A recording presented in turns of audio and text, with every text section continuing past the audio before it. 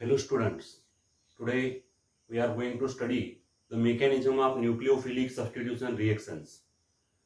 In the last video, we have studied various nucleophilic substitution reactions of alkyl halides, and in these reactions we have seen that there is a removal of halogen atom. Halogen atom get detached. Halogen atom get detached as a halide ion along with this shared electron pair. The shared electron pair between the carbon and halogen is carried away by this halogen and it gets detached in the form of halide ion, and there is a formation of new covalent bond between the carbon atom, electrophilic carbon atom, and the nucleophile. This new covalent bond is formed by the use of lone pair of electron of the nucleophile. Every nucleophile has a lone pair of electron. By using this lone pair of electron, the new covalent bond is formed between the carbon and the nucleophile. So here, breaking of bond between the carbon and halogen and the making of bond between the carbon and nucleophile. These two processes occur during the nucleophilic substitution reactions. This halogen which carries the lone pair of, which carries the shared electron pair with it carries away the shared electron pair of this covalent bond along with it, and therefore it is known as the leaving group. The halogen is known as the leaving group.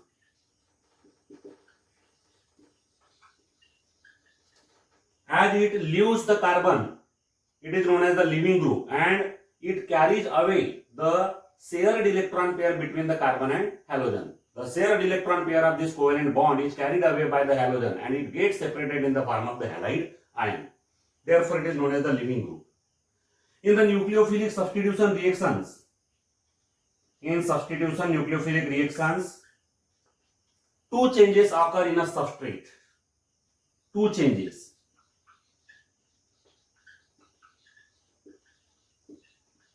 Two changes occur in a substrate.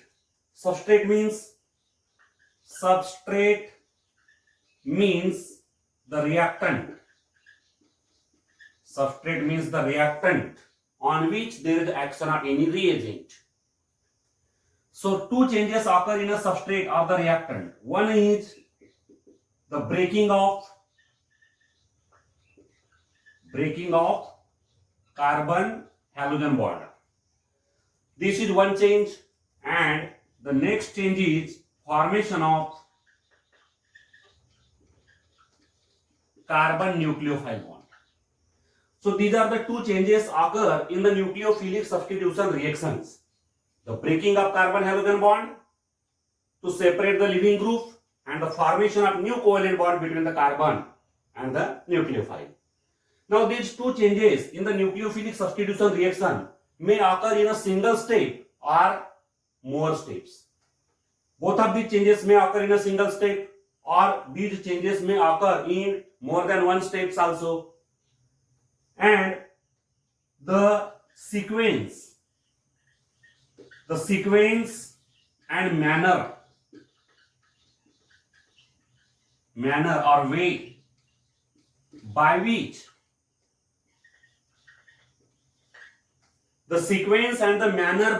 these changes, breaking of carbon halogen bond and formation of carbon nucleophile bond, these occur in the substrate, is known as its mechanism. Means mechanism of any chemical reaction is nothing but the sequence and the manner by which the breaking and making of bond occurs in a molecule of substrate.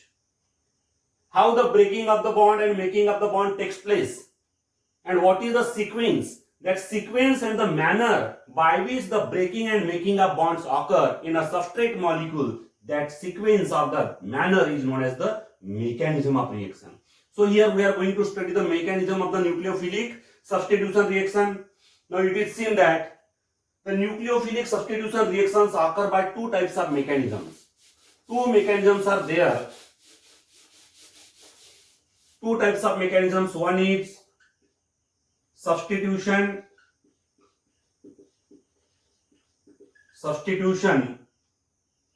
nucleophilic, bimolecular, substitution nucleophilic, bimolecular, SN2 mechanism. And other mechanism is substitution nucleophilic, unimolecular.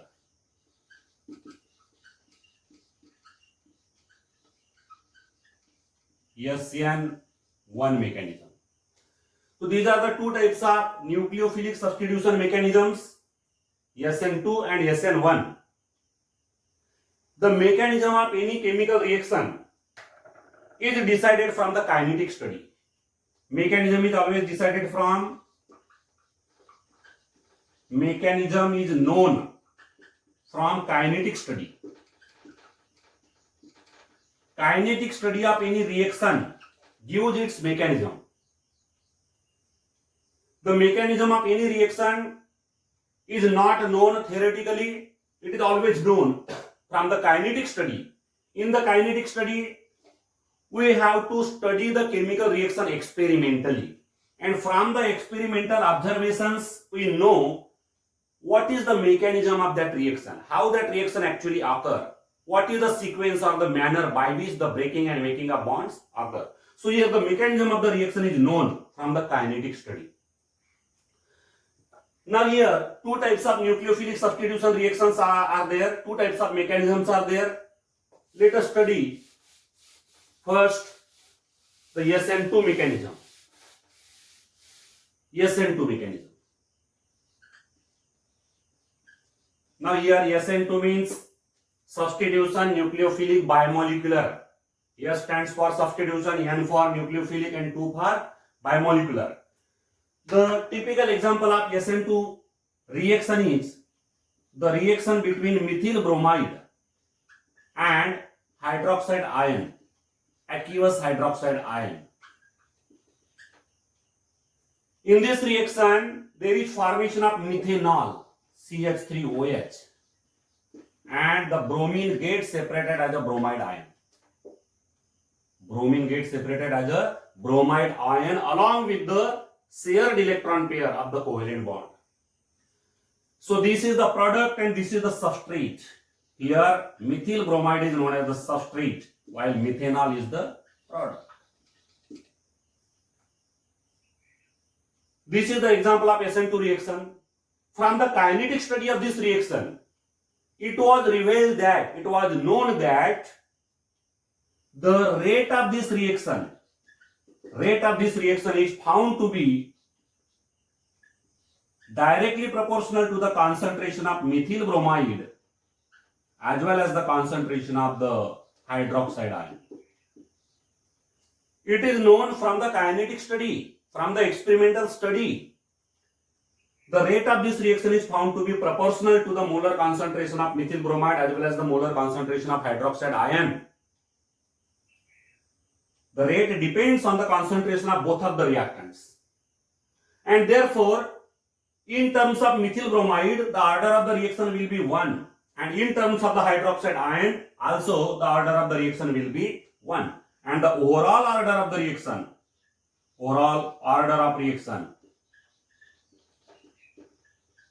will be 2.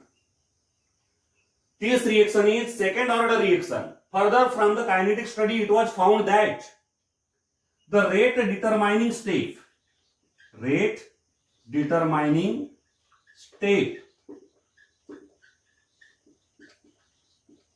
that is the RDS of this reaction includes both the reactants, methyl bromide as well as the hydroxide ion, both of these are included in the rate determining step of the reaction. And it was also found that this reaction is a single step reaction. It occurs in a single step, and therefore that single step is itself the rate determining step. Already you know the meaning of the rate determining step. If any reaction occurs in number of steps, 2 or more steps, then the slowest step of that reaction is known as the rate determining step. But here the reaction occurs in a single step, therefore that single step is itself the rate determining step. And in the rate determining step of the reaction, both of these reactants are involved. Both the reactants are involved in the rate determining step, and therefore here the molecularity of the reaction will be 2, the reaction will be bimolecular. Molecularity will be 2, means the reaction will be bimolecular reaction. So here the molecularity as well as the order, both of these are known from the kinetic study of this reaction. Theoretically, we doesn't get the order of the reaction as well as the molecularity of the reaction. Both of these are known from the kinetic study of this reaction. This reaction is second order and bimolecular. So both of these observations, order and molecularity, are known from the kinetic study of this reaction. Now, how this reaction actually occur? What is the mechanism of this reaction? That we have to study. The mechanism of this reaction is represented in this way. This is methyl bromide. It has a tetrahedral structure.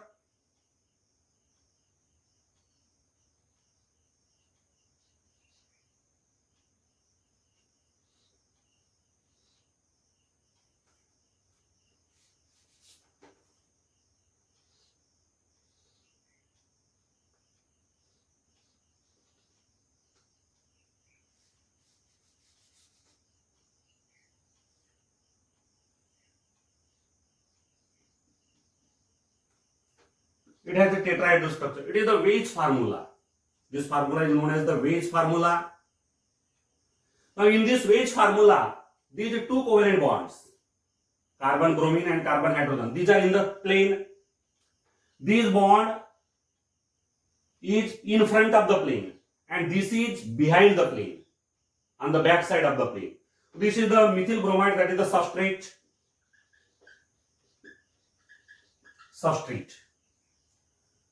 Another reactant is the hydroxide ion, which acts as a nucleophile, OH negative.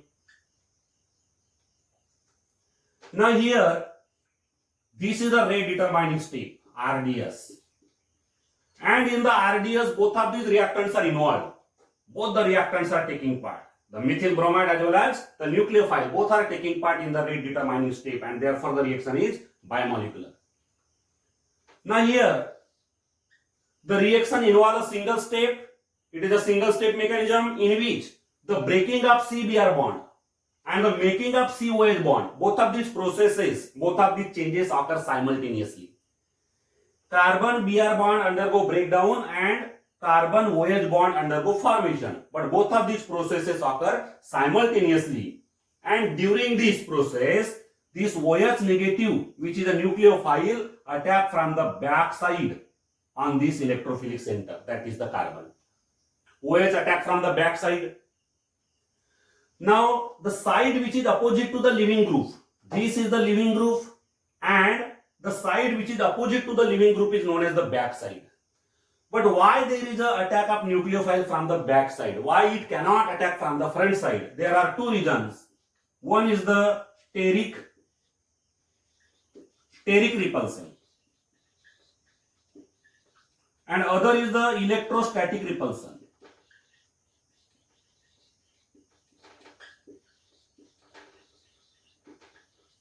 Due to the steric repulsion and electrostatic repulsion, the nucleophile OH negative cannot attack from the front side on this electrophilic carbon. It has to attack from the back side. Now what is the meaning of steric repulsion? If this nucleophile will attack from the front side, then steric repulsion will be there. That is, the nucleophile OH negative will get repelled from this side by the bulkier groups. These groups or atoms will cause a repulsion on the OH negative, and that repulsive force which is experienced by OH negative from these bulkier groups, it is known as the steric repulsion. Another is the electrostatic repulsion.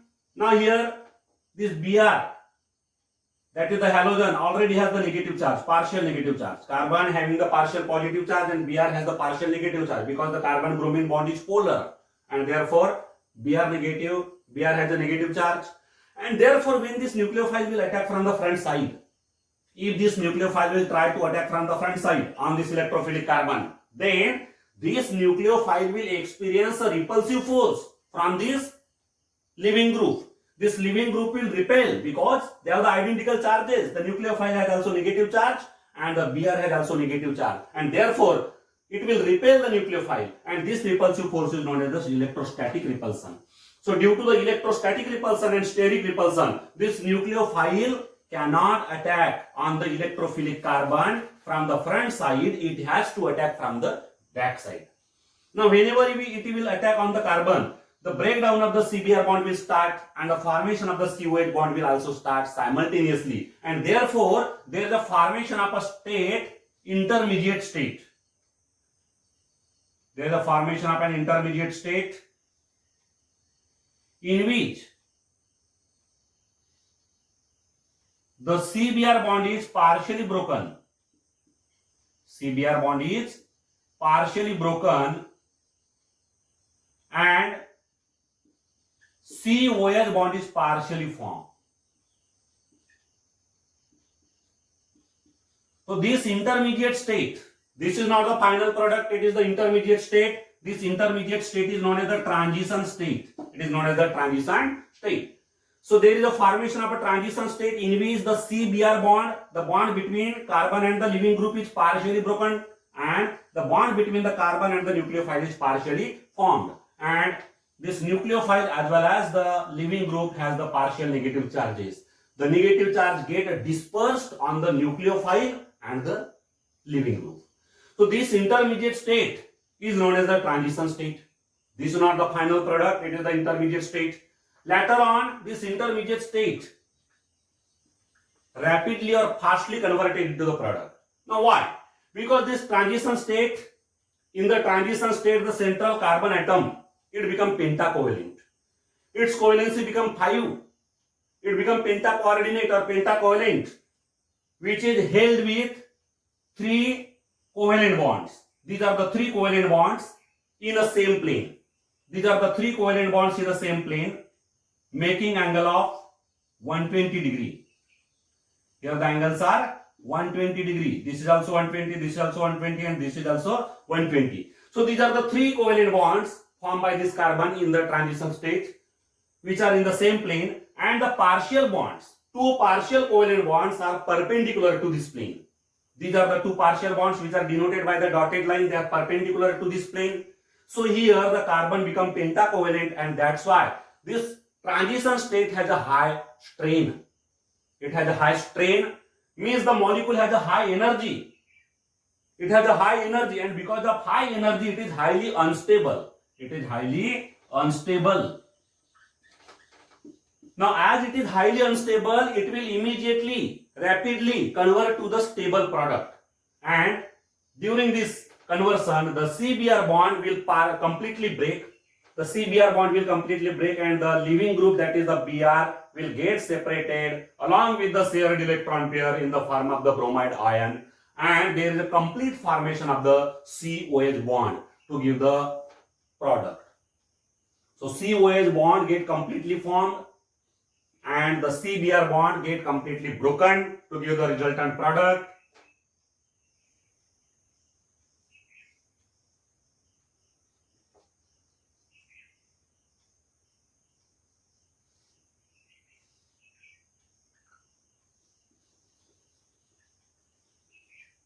This is the product.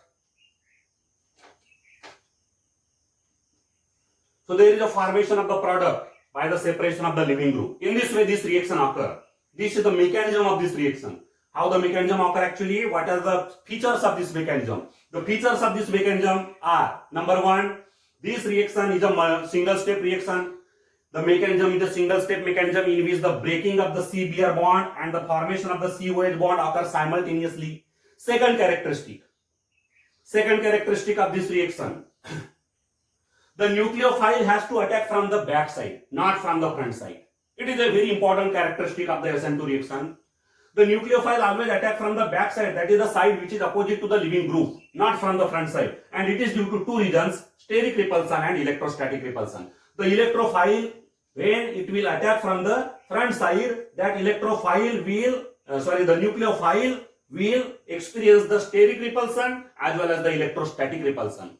Both of these repulsions are present on the nucleophile when it will attack from the front side, and therefore it will attack from the back side. So back side attack of the nucleophile occur here on the electrophilic center, that is the carbon atom. Then there is the formation of the transition state, intermediate state between the substrate and the product. This is the product and this is the substrate, and the intermediate state between them, that is known as the transition state. In the transition state, there are 2 partial covalent bonds and 3 complete covalent bonds. These 3 complete covalent bonds are in the same plane, making angle of 120 degree, and the partial covalent bonds are perpendicular to this plane. So this is known as the transition state. Here the carbon becomes pentacovalent, therefore it is highly unstable, and therefore it is immediately converted into the product by the complete breakdown of the CBr bond and the complete formation of the COH bond. So this is the product and this is the leaving group. So this is the mechanism of this reaction. Now here you can see that the configuration of the product is opposite to the configuration of the reactant. The reactant or the substrate has a configuration opposite to the configuration of the product. You can see here the relative position of Br and OH. The relative positions of Br and OH are opposite, as well as the relative positions of the hydrogens are also opposite. Means here the configuration gets changed. Means this reaction occurs just like an umbrella. The umbrella get flipped. The flipping of an umbrella. The flipping of umbrella occurs in a stormy rain. वादळी पाऊस जेव्हा येतो तेव्हा आपला जो umbrella असतो तो flipping होते, म्हणजे तो पलटतो. The turning of an umbrella inside out. Umbrella get turned inside out. That is the same case here. The molecule get flipped. Flipping of the molecule occur here. Flipping of the molecule. The relative positions get changed. Means the configuration get changed. Now here, if the substrate is optically active, now here this substrate methyl bromide is optically inactive. It doesn't have the chiral carbon. It is optically inactive. But if it is replaced by the optically active substrate, that is the chiral substrate. If it contains the chiral carbon atom, then it is found that the product which is obtained here has a configuration opposite to the configuration of the substrate. If the substrate is optically inactive, then we cannot check the configuration by the polarimeter. We cannot check the configuration of the product. But if the substrate is optically active, then we can check the configuration of the product. And it is found that the product is having a configuration opposite to the configuration of the substrate. The configuration of the product is found to be exactly opposite to the configuration of the substrate. It occurs here, and it is known as the inversion of configuration.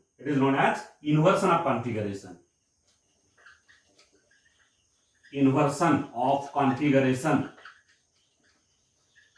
In the SN2 mechanism, there is an inversion of configuration.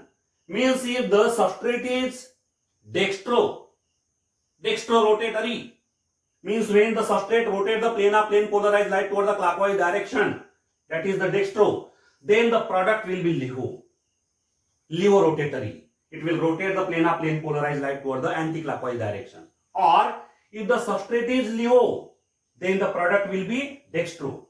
Dextro will be converted to leo, or leo will be converted to dextro. And it is known as the inversion of configuration. And this inversion of configuration is also named as Walden inversion.